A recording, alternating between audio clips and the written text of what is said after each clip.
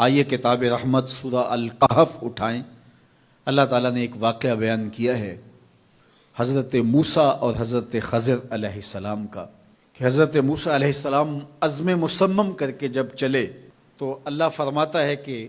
ہم نے حضرت موسیٰ علیہ السلام کو جس بندے کی نشانی بتائی تھی وہ بندہ ان کو وہاں مل گیا۔ سفید چادر اوڑے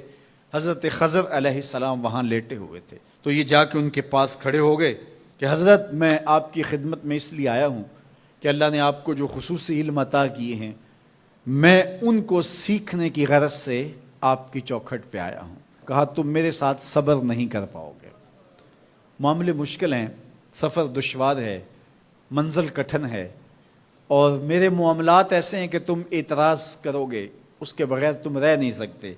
حضرت موسیٰ علیہ السلام نے کہا اگر اللہ نے چاہا تو آپ دیکھیں گے میں صبر کروں گا، اور آپ کے کسی حکم کی کسی کام کی